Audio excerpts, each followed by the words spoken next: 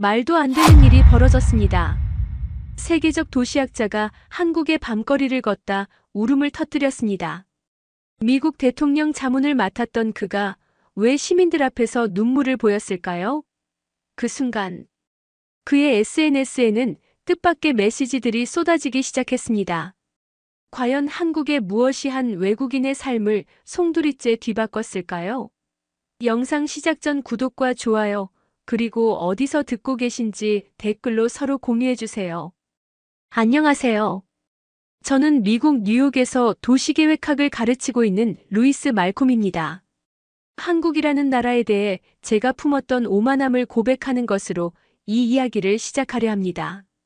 저는 30년 넘게 세계 각국의 도시를 연구해왔고 서구의 도시 모델이야말로 가장 진보된 형태라고 굳게 믿어왔죠. 특히 아시아 국가들은 그저 우리의 기술을 모방하는 수준에 불과하다고 생각했습니다. 그런 제가 어떻게 한국의 밤거리에서 눈물을 흘리게 되었는지, 그리고 왜 제 인생관이 완전히 뒤바뀌게 되었는지 들려드리겠습니다. 처음 한국행이 결정된 건 작년 가을이었습니다. UN 스마트시티 개발 자문위원으로 활동하던 저에게 아시아 개발 포럼 참석 요청이 왔죠. 솔직히 말씀드리면 저는 한국에 가고 싶지 않았습니다. 제 머릿속에 한국은 그저 기술적으로 화려한 거칠에만 있는 나라였거든요. 하지만 동료들의 권유로 마지못해 참석을 결정했습니다. 단 3일만 견디면 된다고 생각했죠. 인천공항에 도착한 순간부터 저의 편견은 더욱 굳어지는 듯 했습니다. 공항은 확실히 현대적이었지만 그게 전부라고 생각했죠. 함께 온 일본계 미국인 동료 사이토 박사가 제게 말했습니다. 서울은 아직 갈 길이 멀다고, 우리 선진국 모델을 따라하느라 정신없는 도시라고 말이죠. 저는 그의 말에 깊이 공감했습니다. 호텔로 가는 길, 차창 밖으로 보이는 서울의 풍경은 제 예상과 크게 다르지 않았습니다. 높은 빌딩들, 복잡한 도로, 그리고 수많은 사람들. 뉴욕이나 런던과 비슷하면서도 뭔가 어설픈 느낌이었죠. 특히 밤 11시가 넘었는데도 거리에 사람들이 많은 걸 보고는 고개를 저었습니다. 안전 불감증이 심각한 나라구나 싶었죠. 호텔에 도착해서 뉴스를 켰는데 마침 서울 지하철 심야 운행에 대한 보도가 나오고 있었습니다. 자정이 넘은 시간에도 지하철을 타는 시민들의 모습이 화면에 비치더군요. 특히 혼자 지하철을 타는 젊은 여성들을 보면서 저는 혀를 찼습니다. 이 나라는 아직 밤의 위험성을 제대로 인식하지 못하고 있구나 싶었죠. 다음 날 아침 컨퍼런스장으로 향하면서도 제 머릿속엔 계속 그 생각이 맴돌았습니다. 서구 사회에서는 밤 10시만 넘어도 대중교통 이용을 자제하는데 여기서는 자정이 넘어서도 태연하게 지하철을 탄다니. 분명 이건 시스템의 문제라고 생각했습니다.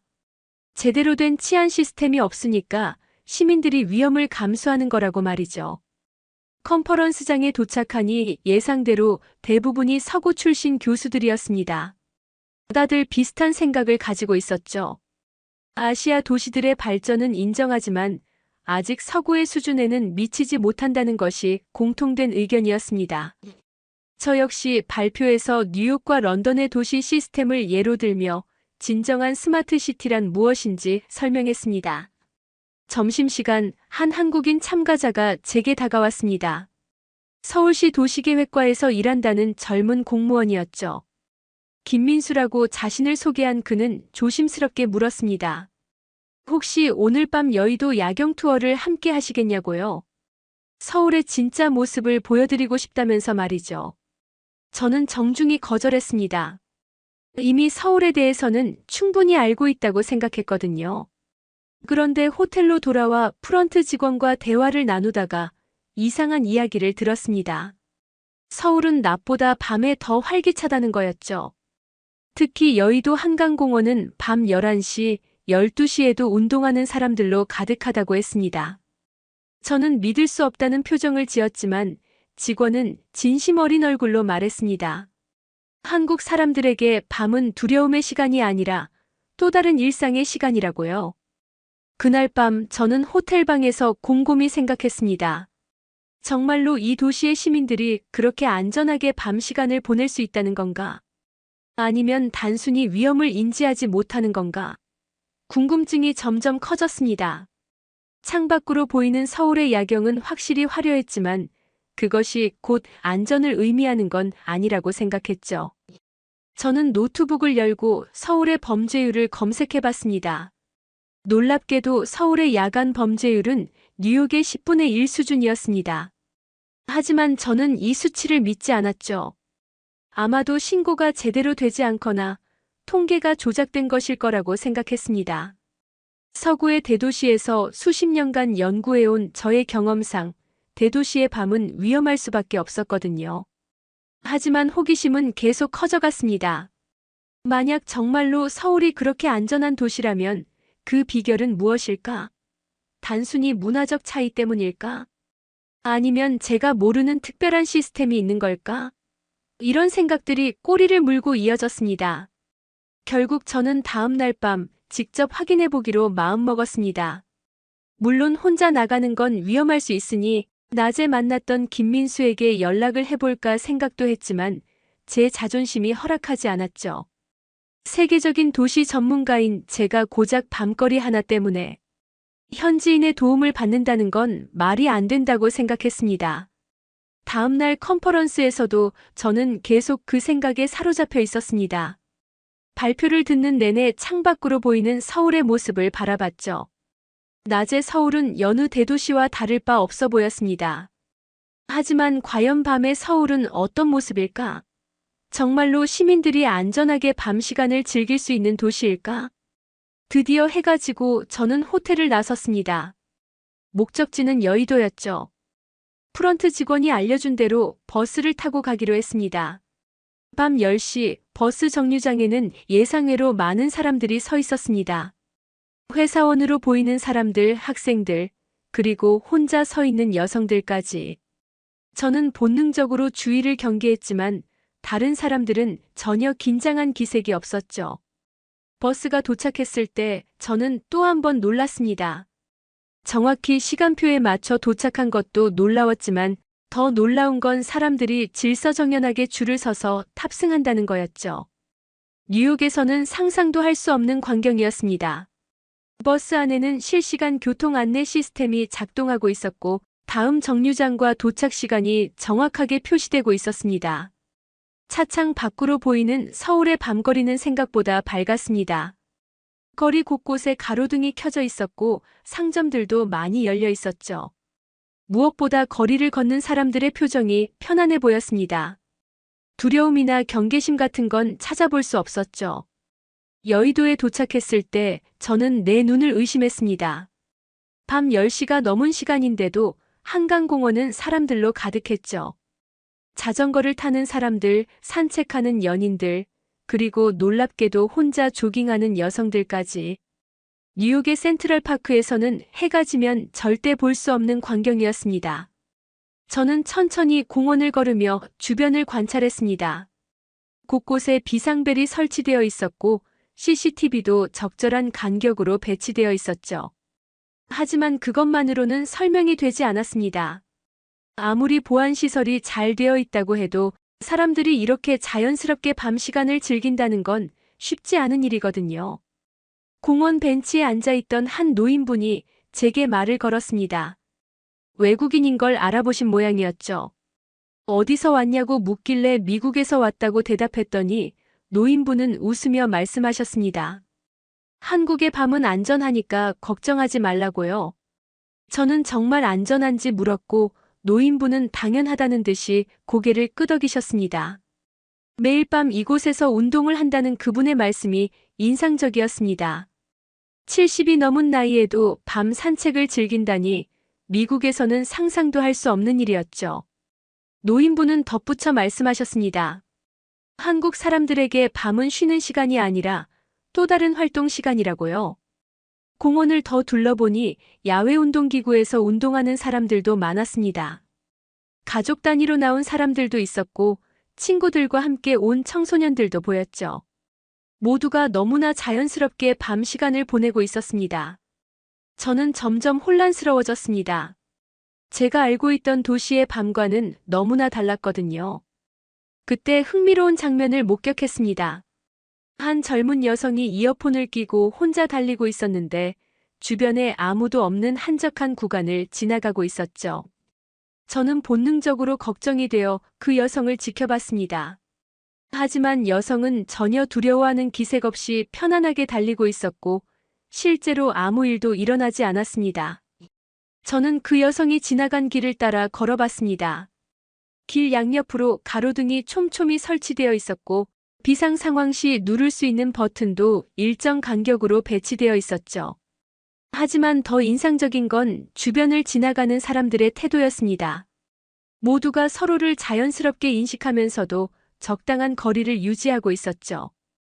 편의점에 들러 물을 사면서 알바생과 대화를 나눴습니다. 20대 초반으로 보이는 여학생이었는데 밤 근무가 무섭지 않냐고 물었더니 전혀 그렇지 않다고 답했습니다. 오히려 밤 시간이 더 편하다면서 손님들도 대부분 친절하다고 했죠. 저는 믿기 어려웠지만 그 학생의 표정은 진심이었습니다.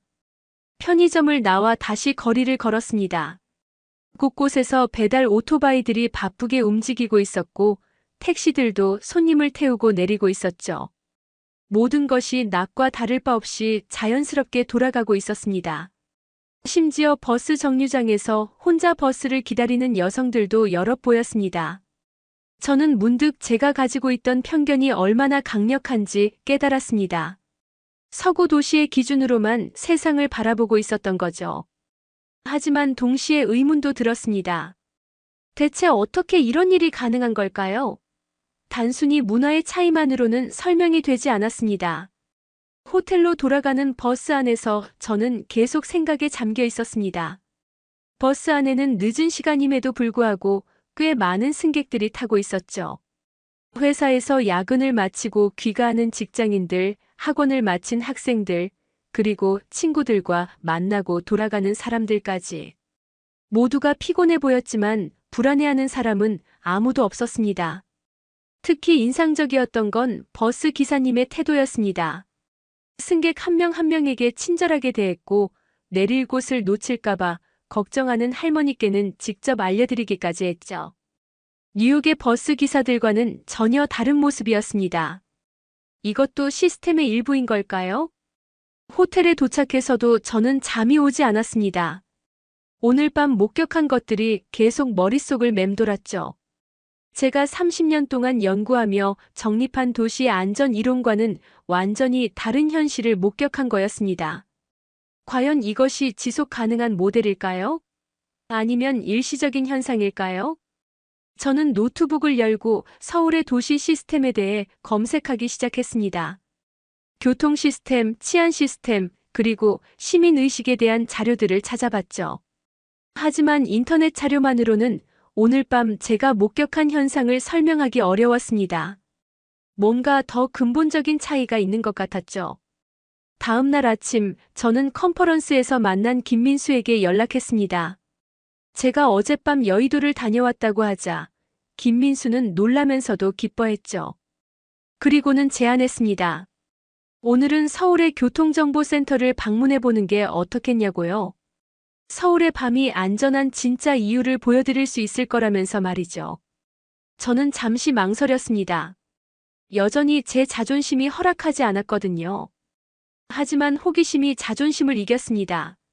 저는 김민수의 제안을 받아들였고 그것이 제 인생의 전환점이 될 줄은 그때만 해도 몰랐습니다.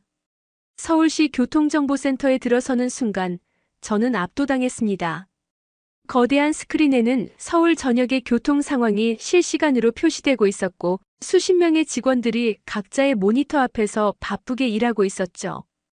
김민수가 설명하기 시작했습니다. 이곳에서 서울의 모든 대중교통을 통합 관리한다고요.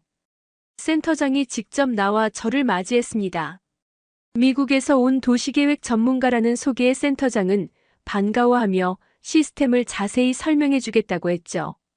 먼저 보여준 것은 버스 운행 관리 시스템이었습니다.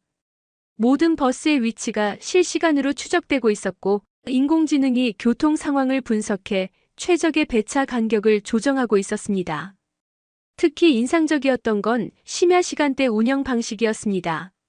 밤 12시가 넘으면 일반 버스는 운행을 중단하지만 올빼미 버스라는 심야 버스가 그 역할을 대신한다고 했죠. 노선도 낮 시간대와는 다르게 설계되어 주요 유흥가와 주거 지역을 효율적으로 연결하고 있었습니다. 무엇보다 모든 버스에 CCTV가 설치되어 있고 비상 상황 시 즉시 경찰과 연결되는 시스템이 갖춰져 있었죠. 지하철 관제 시스템도 놀라웠습니다. 모든 역사와 열차 내부가 실시간으로 모니터링되고 있었고 의상 상황 발생 시 3분 내에 보안 요원이 현장에 도착할 수 있는 체계가 구축되어 있었습니다. 센터장은 자랑스럽게 말했죠. 서울 지하철은 세계에서 가장 안전한 지하철 중 하나라고요. 하지만 저를 가장 놀라게 한 건 따로 있었습니다. 바로 시민신고 앱과의 연계 시스템이었죠. 시민들이 스마트폰으로 위험 상황을 신고하면 가장 가까운 곳에 있는 경찰이나 보안 요원에게 즉시 전달되는 시스템이었습니다. 실제로 신고 접수부터 현장 도착까지 평균 5분이 걸리지 않는다고 했습니다. 김민수가 흥미로운 통계를 보여줬습니다. 심야 시간대 대중교통 이용객 수가 최근 10년간 꾸준히 증가하고 있다는 거였죠. 일반적으로 도시가 발전하면 개인 차량 이용이 늘어나는데 서울은 정반대 현상이 나타나고 있었습니다. 시민들이 밤에도 안심하고 대중교통을 이용하기 때문이라는 설명이었습니다. 센터를 둘러본 후 김민수는 저를 또 다른 곳으로 안내했습니다. 서울시 스마트 도시 통합운영센터였죠. 이곳에서는 교통뿐만 아니라 방범, 재난, 환경 등 도시의 모든 것을 통합 관리하고 있었습니다. 특히 인상적이었던 건 빅데이터를 활용한 예측 시스템이었습니다. 담당자가 설명했습니다. 과거의 범죄 데이터, 유동인구, 날씨, 요일 등 수십 가지 변수를 분석해 위험 지역을 예측하고 선제적으로 순찰을 강화한다고요.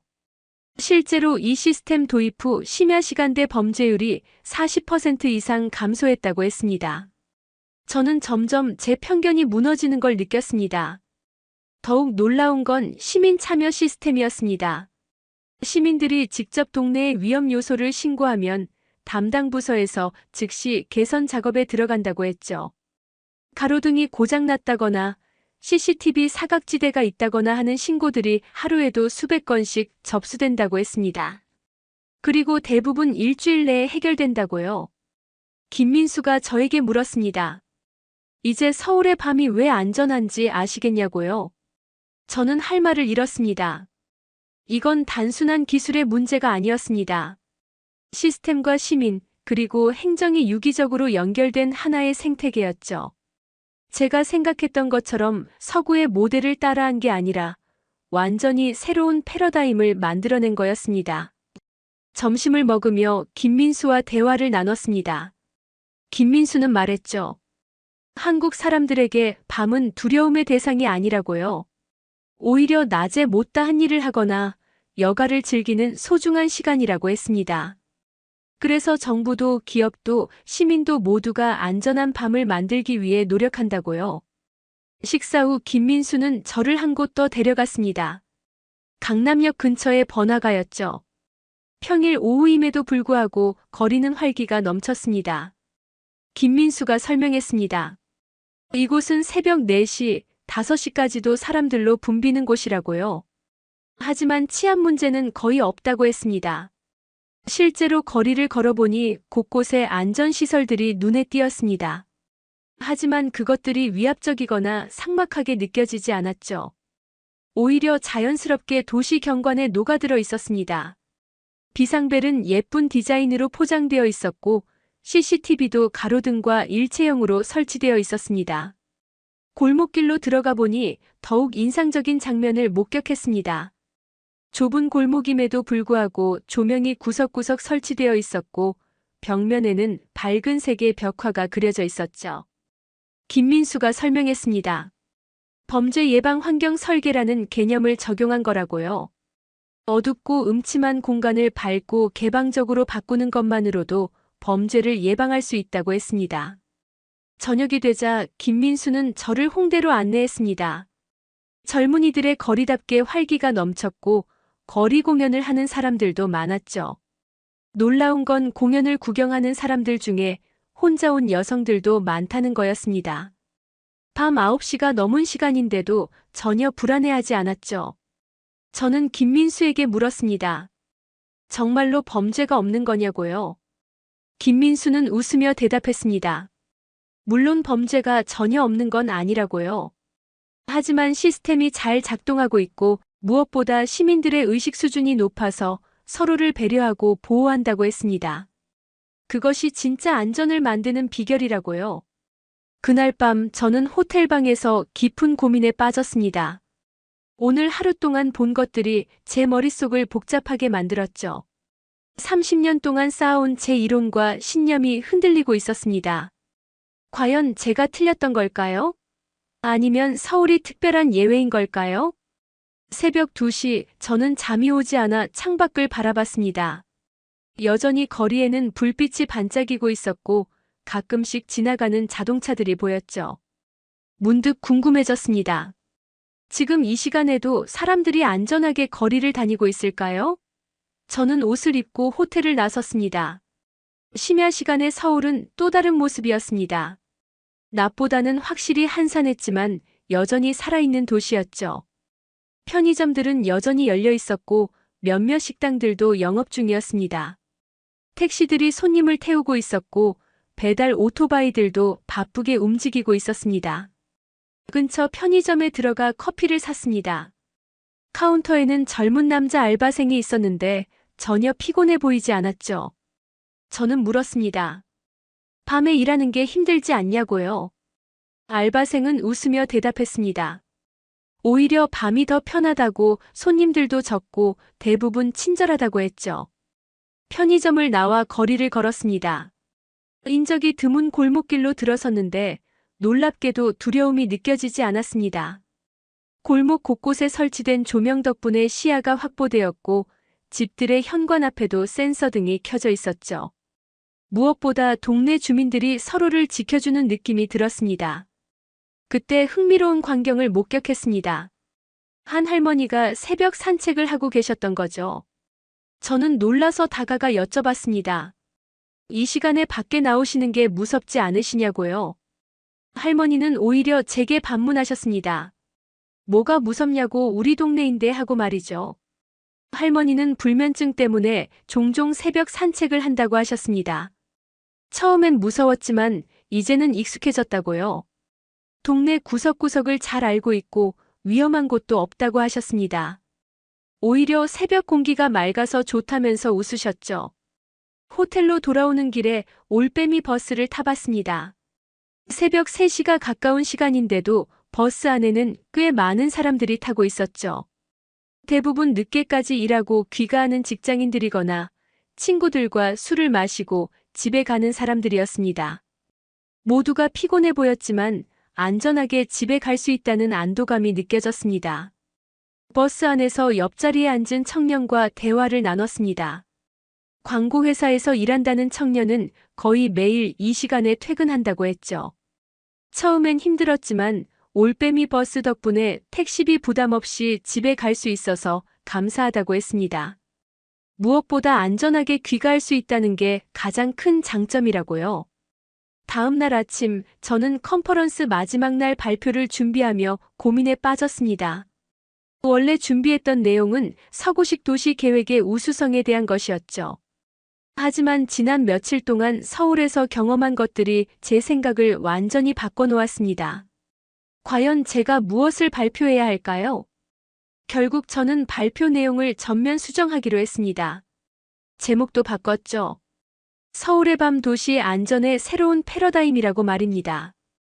동료들이 놀랄 거라는 걸 알았지만 저는 제가 본 진실을 전해야 한다고 생각했습니다. 발표장에 들어서니 여느 때와 같이 서구 출신 교수들이 대부분이었습니다. 사이토 박사도 있었죠. 제가 발표를 시작하자 모두들 의아한 표정을 지었습니다. 세계적인 도시 전문가인 제가 아시아의 한 도시를 극찬하기 시작했으니까요. 저는 서울의 심야 대중교통 시스템부터 설명했습니다. 올빼미 버스의 운영 방식, 실시간 교통정보 시스템, 그리고 시민신고 앱의 효율성까지 구체적인 수치와 함께 설명하자 청중들도 점차 집중하기 시작했습니다. 특히 서울의 심야 범죄율이 뉴욕의 10분의 1 수준이라는 통계를 제시했을 때는 작은 탄성이 터져나왔죠. 하지만 저는 단순히 기술적인 측면만 강조하지 않았습니다. 더 중요한 건 시민들의 의식과 문화라고 설명했죠.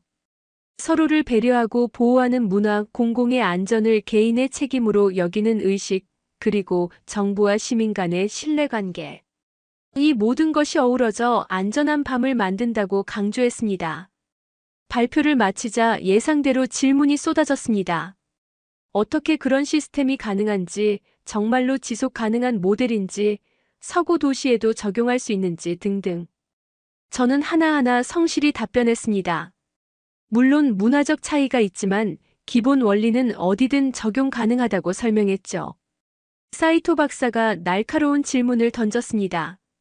혹시 제가 며칠 동안의 짧은 경험만으로 성급한 결론을 내린 건 아니냐고요? 저는 인정했습니다. 물론 더 깊은 연구가 필요하다고요. 하지만 적어도 우리가 가진 편견을 버리고 새로운 가능성을 봐야 한다고 주장했습니다. 발표가 끝난 후 예상치 못한 일이 벌어졌습니다. 청중석에 있던 한 유럽 출신 교수가 일어나 자신의 경험을 공유하기 시작했죠. 파리에서 온 마리 교수였습니다.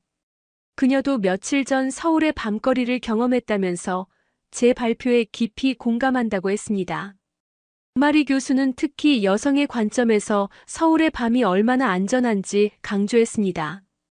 파리에서는 절대 시도하지 못할 일들을 서울에서는 자연스럽게 할 수 있었다고요.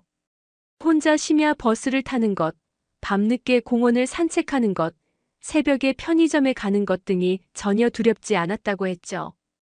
그녀의 발언은 다른 참가자들에게도 영향을 미쳤습니다. 몇몇 교수들이 자신들도 비슷한 경험을 했다고 고백하기 시작했죠. 런던에서 온 한 교수는 서울의 대중교통 시스템이 런던보다 훨씬 효율적이고 안전하다고 인정했습니다. 베를린에서 온 교수는 서울의 스마트 도시 기술에 감탄했다고 했고요. 점심시간 여러 교수들이 제게 다가와 더 자세한 이야기를 듣고 싶어 했습니다. 특히 뉴욕시 교통국에서 온 참관인은 올빼미 버스 시스템에 큰 관심을 보였죠. 뉴욕에서도 비슷한 시스템을 도입하고 싶다면서 구체적인 운영 방식을 물어봤습니다. 김민수도 합류해 더 자세한 설명을 해줬습니다. 올빼미 버스는 단순히 심야 버스가 아니라 빅데이터를 활용해 노선을 설계한 스마트 교통 시스템이라고 했죠.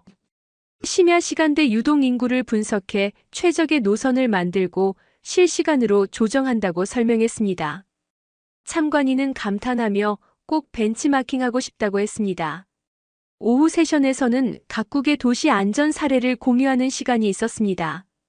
그런데 놀랍게도 많은 발표자들이 서울의 사례를 언급하기 시작했죠. 오전에 제가 발표한 내용이 큰 영향을 미친 것 같았습니다. 도시 안전의 새로운 기준으로 서울이 언급되는 걸 보며 저는 묘한 감정을 느꼈습니다. 컨퍼런스가 끝난 후 서울시 관계자가 저를 찾아왔습니다. 제 발표를 듣고 감동했다면서 혹시 서울시 국제자문위원으로 활동할 의향이 있는지 물었죠. 서울의 도시 시스템을 세계에 알리고 다른 도시들과의 협력을 주도해달라는 제안이었습니다. 저는 잠시 고민했지만 기꺼이 수락했습니다. 그날 저녁 김민수가 저를 특별한 곳으로 안내했습니다. 서울시청 지하에 있는 시민청이라는 곳이었죠. 시민들이 자유롭게 이용할 수 있는 공간이었는데 저녁 늦은 시간임에도 많은 사람들이 있었습니다. 동아리 모임을 하는 사람들, 공연 연습을 하는 사람들, 그리고 그냥 쉬러 온 사람들까지. 김민수가 설명했습니다. 이곳이 바로 서울이 추구하는 도시의 모습이라고요. 시민들이 시간에 구애받지 않고 자유롭게 활동할 수 있는 공간, 그리고 그것을 가능하게 하는 안전한 환경. 이 두 가지가 조화를 이루는 것이 서울의 목표라고 했습니다. 저는 시민청을 둘러보며 깊은 감동을 받았습니다. 이곳에는 나이도 성별도 직업도 다른 사람들이 한 공간에서 어울리고 있었죠. 누구도 서로를 경계하지 않았고 오히려 자연스럽게 소통하고 있었습니다. 이것이 진정한 공공공간의 모습이 아닐까 생각했습니다. 밖으로 나오니 서울시청 앞 광장에서는 작은 공연이 열리고 있었습니다. 시민들이 자유롭게 공연을 관람하고 있었고 몇몇은 따라 부르기도 했죠. 밤 9시가 넘은 시간이었지만 가족 단위 관객들도 많았습니다. 아이들이 안전하게 뛰어놀 수 있는 도시, 그것이 서울이었습니다. 김민수와 함께 청계천을 걸었습니다. 도심 한복판을 흐르는 이 인공 하천은 밤에도 많은 시민들의 산책 코스가 되고 있었죠. 물소리를 들으며 걷는 사람들, 벤치에 앉아 대화를 나누는 연인들, 그리고 혼자 조깅하는 사람들까지 모두가 평화롭게 저녁 시간을 보내고 있었습니다. 저는 김민수에게 물었습니다. 서울 시민들은 정말로 밤을 두려워하지 않는 것 같다고요. 김민수는 미소를 지으며 대답했습니다. 두려워하지 않는 게 아니라 두려워할 필요가 없는 환경을 만들었다고요. 그리고 그 환경을 만드는 데는 모든 시민이 참여했다고 했습니다. 호텔로 돌아가는 택시 안에서 저는 많은 생각을 했습니다. 지난 며칠 동안 제가 본 서울은 제 상상을 뛰어넘는 도시였습니다. 기술과 인간, 시스템과 문화가 조화롭게 어우러진 도시. 그리고 무엇보다 시민들이 행복하게 살아가는 도시였죠. 택시 기사님과도 대화를 나눴습니다. 30년 넘게 택시를 운전했다는 기사님은 서울이 정말 많이 변했다고 했습니다. 예전에는 밤에 일하는 게 무서웠지만 지금은 전혀 그렇지 않다고요. 오히려 밤 손님들이 더 친절하고 매너가 좋다면서 웃으셨습니다. 미국으로 돌아가는 비행기 안에서 저는 노트북을 열고 보고서를 작성하기 시작했습니다. 서울의 밤 도시 안전의 새로운 패러다임이라는 제목으로 시작한 이 보고서는 제 학문적 인생에서 가장 중요한 전환점이 될 문서였죠. 서구 중심의 사고에서 벗어나 진정한 글로벌 관점을 갖게 된 계기였습니다. 뉴욕에 도착한 후 저는 곧바로 대학으로 향했습니다. 동료 교수들이 제 발표 소식을 이미 들었는지 궁금해하며 기다리고 있었죠. 특히 도시계획학과 학과장은 서울의 사례가 정말 그렇게 인상적이었냐고 물었습니다. 저는 확신을 가지고 대답했습니다. 우리가 배워야 할 점이 많다고요. 며칠 후 저는 뉴욕시 교통국 관계자들과 미팅을 가졌습니다. 컨퍼런스에서 만난 참관인이 제 발표 내용을 상부에 보고했고 시에서 공식적으로 자문을 요청한 거였죠. 저는 서울의 올빼미 버스 시스템과 통합교통 관제 시스템에 대해 자세히 설명했습니다. 교통국장은 특히 실시간 교통정보 시스템에 큰 관심을 보였습니다. 뉴욕도 비슷한 시스템이 있지만 서울처럼 모든 대중교통을 통합 관리하는 수준은 아니라고 인정했죠. 무엇보다 시민 참여형 신고 시스템이 인상적이라면서 뉴욕에도 도입을 검토하겠다고 했습니다. 그런데 정작 어려운 건 기술이 아니라 문화라는 점을 저는 강조했습니다. 아무리 좋은 시스템을 만들어도 시민들이 믿고 참여하지 않으면 소용없다고요. 서울의 경우 정부와 시민 간의 신뢰가 탄탄하기 때문에 가능했다고 설명했습니다. 교통국장은 고개를 끄덕이며 그 부분이 가장 어려울 것 같다고 했죠.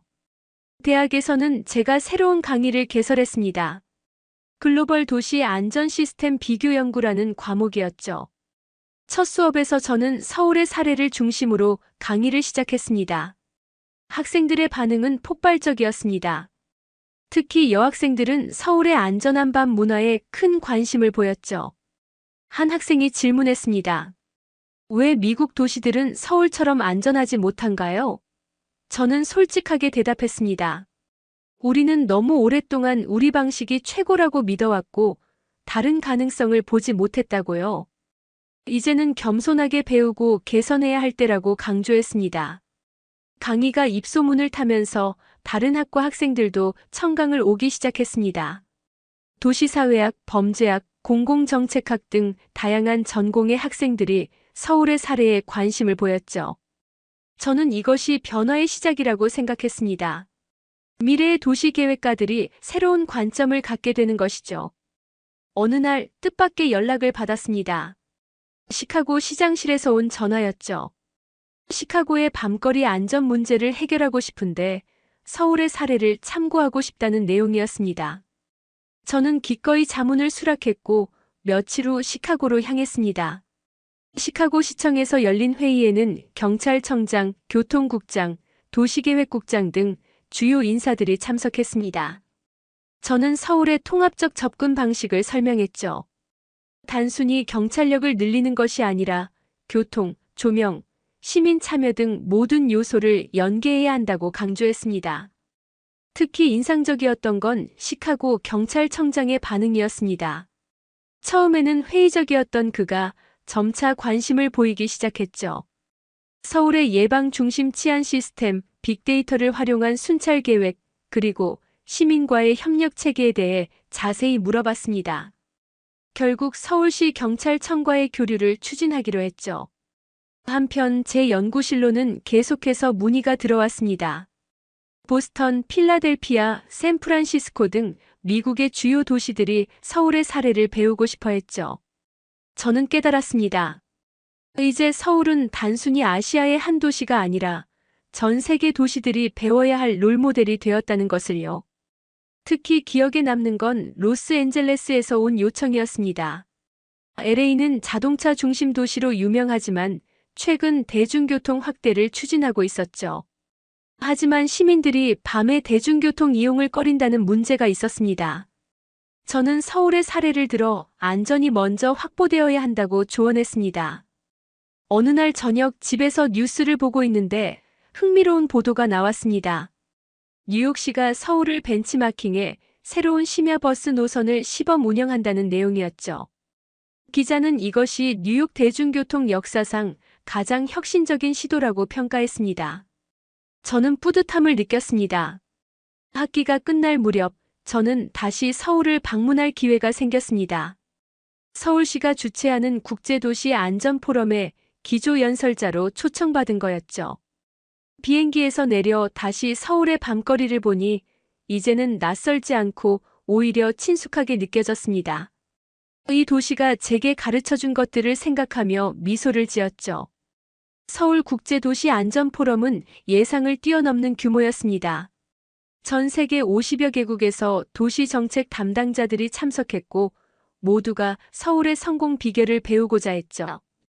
개막식에서 서울시장은 안전한 도시는 시민이 만든다는 메시지를 전했습니다. 저는 그 말에 깊이 공감했습니다. 제 기조연설 차례가 왔을 때 저는 1년 전 처음 서울에 왔을 때의 편견부터 솔직하게 고백했습니다. 청중들은 제 이야기에 귀를 기울였죠. 특히 제가 새벽 2시에 혼자 서울 거리를 걸으며 느꼈던 충격을 설명할 때 많은 사람들이 고개를 끄덕였습니다. 비슷한 경험을 했던 것 같았습니다. 연설 후 질의응답 시간에 파리부 시장이 손을 들었습니다. 파리도 밤 문화가 발달했지만 안전 문제로 고민이 많다면서 서울의 비결이 무엇인지 물었죠. 저는 기술과 시스템도 중요하지만 가장 핵심은 사회적 신뢰라고 답했습니다. 정부와 시민이 서로를 믿고 협력하는 문화가 바탕이 되어야 한다고 강조했습니다. 포럼 기간 중 저는 여러 도시 대표들과 개별 미팅을 가졌습니다. 특히 인상적이었던 건 브라질 상파울루에서 온 대표단이었죠. 남미에서 가장 큰 도시지만 치안 문제로 악명이 높은 곳이었습니다. 대표단장은 서울의 시스템을 정말로 상파울루에 적용할 수 있을지 걱정스러워했습니다. 저는 조언했습니다. 한 번에 모든 것을 바꾸려 하지 말고 작은 구역부터 시작하라고요. 서울도 하루아침에 안전한 도시가 된 게 아니라 수십 년에 걸친 노력의 결과라고 설명했습니다. 무엇보다 시민들의 참여를 이끌어내는 것이 중요하다고 강조했죠. 포럼 둘째 날에는 현장 견학이 있었습니다. 참가자들과 함께 서울의 스마트 도시 통합 운영센터를 다시 방문했는데 1년 전보다 더 발전한 모습에 놀랐습니다. 인공지능 기술이 더욱 고도화되어 사고 예측 정확도가 90%를 넘었다고 했죠. 특히 새로 도입된 시스템 중 인상적이었던 건 안심 귀가 서비스였습니다. 시민이 앱으로 목적지를 설정하면 안전하게 도착할 때까지 실시간으로 모니터링하는 시스템이었죠. 의상 징후가 감지되면 즉시 가까운 경찰이 출동하는 체계였습니다. 많은 참가자들이 감탄했습니다. 저녁에는 김민수와 함께 다시 여의도를 찾았습니다. 1년 전과 변함없이 많은 시민들이 한강공원에서 시간을 보내고 있었죠. 김민수는 말했습니다. 이제는 외국인 관광객들도 밤에 안심하고 나온다고요. 실제로 공원 곳곳에서 다양한 언어가 들려왔습니다. 그때 감동적인 장면을 목격했습니다. 한 외국인 여성이 지갑을 떨어뜨렸는데 주변에 있던 시민들이 즉시 알려주고 지갑을 찾아줬죠. 여성은 놀라면서도 감사해했습니다. 김민수가 설명했습니다. 이것이 서울의 일상이라고, 서로를 돌보는 문화가 안전을 만든다고요. 포럼 마지막 날 참가자들과 함께 선언문을 작성했습니다. 서울 선언이라고 명명된 이 문서에는 안전한 도시를 만들기 위한 10가지 원칙이 담겼죠. 기술과 인프라뿐만 아니라 시민 참여와 사회적 신뢰의 중요성을 강조하는 내용이었습니다. 선언문 발표 후 많은 도시들이 서울과의 협력을 요청했습니다. 서울시는 안전도시 네트워크를 구축하기로 했고, 저는 이 네트워크의 국제자문위원장을 맡게 되었죠. 1년 전만 해도 상상할 수 없었던 일이었습니다. 미국으로 돌아온 후 저는 본격적으로 책을 쓰기 시작했습니다. 제목은 밤의 도시, 서울 도시 안전의 미래를 보다로 정했죠. 단순한 사례 연구가 아니라 도시 계획의 패러다임 전환을 제안하는 내용이었습니다. 특히 서구 중심적 사고에서 벗어나 다양한 가능성을 모색해야 한다고 강조했습니다. 책을 쓰면서 저는 계속 서울과 연락을 유지했습니다. 서울시 관계자들은 새로운 정책이나 시스템을 도입할 때마다 제게 의견을 구했고, 저도 미국의 사례를 공유했죠. 이런 상호 교류를 통해 양쪽 도시 모두 발전할 수 있었습니다. 어느 날 뉴욕타임스 기자로부터 인터뷰 요청을 받았습니다. 서울을 벤치마킹한 미국 도시들의 변화에 대한 특집 기사를 준비 중이라고 했죠. 저는 기꺼이 응했습니다. 인터뷰에서 저는 말했습니다. 서울이 우리에게 가르쳐준 가장 중요한 교훈은 겸손함이라고요. 2년 후 저는 다시 서울을 찾았습니다. 이번에는 제 책 출간 기념 강연을 위해서였죠. 책은 예상을 뛰어넘는 반응을 얻었고 15개국 언어로 번역되어 전 세계 도시계획 관련 학과의 필독서가 되었습니다. 서울은 이제 안전한 밤의 도시의 대명사가 되었죠. 강연장인 서울시립대학교 대강당은 만석이었습니다. 학생들뿐만 아니라 공무원, 시민단체 관계자, 그리고 일반 시민들까지 참석했죠. 저는 강연을 시작하며 말했습니다. 서울이 제 인생을 바꿨다고, 그리고 이제 서울이 세계를 바꾸고 있다고요. 강연 후 한 대학생이 질문했습니다. 교수님께서 처음 서울에 오셨을 때와 지금 가장 크게 달라진 점이 무엇인가요? 저는 잠시 생각한 후 대답했습니다. 그때는 서울을 평가하러 왔지만 지금은 서울에게 배우러 왔다고요. 그것이 가장 큰 변화라고 했습니다. 강연이 끝난 후 김민수가 저를 특별한 곳으로 안내했습니다. 서울시가 새로 조성한 국제안전도시 체험관이었죠. 이곳에서는 서울의 안전 시스템을 직접 체험할 수 있었고, 전 세계 도시들의 우수 사례도 전시되어 있었습니다. 놀랍게도 제 사진과 인터뷰 영상도 전시되어 있었죠. 체험관을 둘러보니 지난 2년간 얼마나 많은 변화가 있었는지 실감할 수 있었습니다. 뉴욕은 서울을 벤치마킹해 심야버스 노선을 전면 개편했고, 시카고는 시민 참여형 안전신고 시스템을 도입했죠. 파리는 주요 공원에 서울식 조명 시스템을 설치했고, 도쿄는 빅데이터 기반 순찰 시스템을 구축했습니다. 그날 저녁 서울시장 주최 만찬에 초대받았습니다. 시장은 제게 감사의 말을 전했습니다. 제 책과 강연 덕분에 서울의 가치를 전 세계가 인정하게 되었다고요. 하지만 저는 고개를 저었습니다. 서울이 스스로 만들어낸 성과이고 저는 그것을 알리는 역할을 했을 뿐이라고 말했죠. 만찬 자리에서 놀라운 발표가 있었습니다. 유엔이 서울을 세계 안전도시 모델로 공식 지정했다는 소식이었죠. 앞으로 유엔은 서울의 사례를 기반으로 전 세계 도시들의 안전 수준을 평가하고 개선 방안을 제시할 예정이라고 했습니다. 참석자들 모두 기립박수를 보냈습니다. 다음 날 저는 혼자 다시 여의도 한강공원을 찾았습니다. 2년 전 처음 이곳에서 받았던 충격을 떠올리며 천천히 걸었죠. 여전히 많은 시민들이 자유롭게 시간을 보내고 있었고, 이제는 그 풍경이 너무나 자연스럽게 느껴졌습니다. 벤치에 앉아 있는데 한 할머니가 다가와 말을 걸었습니다. 혹시 그 유명한 미국 교수님 아니냐고 물으시더군요. 제가 맞다고 하자 할머니는 감사하다고 말씀하셨습니다. 교수님 덕분에 우리가 당연하게 여기던 것들이 얼마나 소중한지 깨달았다고요. 할머니와의 대화는 제게 큰 울림을 주었습니다. 서울 시민들도 자신들의 도시가 특별하다는 것을 새롭게 인식하게 되었다는 거였죠. 자부심을 갖게 되었고 더 나은 도시를 만들기 위해 더욱 적극적으로 참여하게 되었다고 했습니다. 미국으로 돌아가기 전날 저는 서울대학교에서 특별 강의를 했습니다. 주제는 도시의 미래, 시민이 만든다였죠. 강의실을 가득 메운 학생들에게 저는 말했습니다.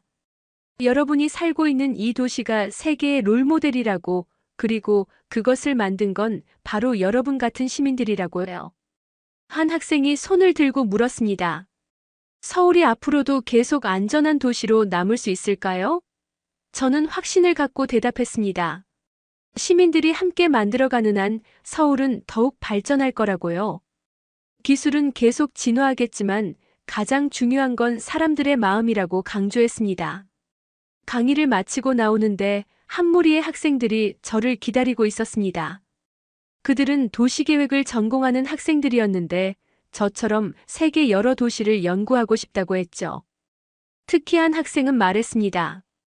교수님이 서울에서 배운 것처럼 저희도 열린 마음으로 세계를 보고 싶다고요. 공항으로 가는 길, 저는 차창 밖으로 서울의 풍경을 바라봤습니다. 3년 전 처음 이 도시에 왔을 때와는 완전히 다른 시선으로 보게 되었죠. 높은 빌딩들, 복잡한 도로, 수많은 사람들. 하지만 이제는 그 속에서 질서와 조화, 그리고 따뜻함을 느낄 수 있었습니다. 비행기에 오르며 저는 생각했습니다. 서울이 제게 가르쳐준 가장 큰 교훈은 무엇일까? 그것은 바로 가능성이었습니다. 불가능해 보이는 것도 시민들이 함께 노력하면 가능해진다는 것, 그리고 진정한 발전은 서로에게서 배울 때 일어난다는 것이었죠. 지금도 저는 매일 밤 뉴욕의 거리를 걸으며 서울을 떠올립니다. 언젠가 뉴욕도 그리고 전 세계 모든 도시들도 서울처럼 안전하고 자유로운 밤을 시민들에게 선물할 수 있기를 꿈꾸며 말이죠. 그것이 제가 서울에서 배운 희망이고 이제 제가 전 세계에 전하고자 하는 메시지입니다.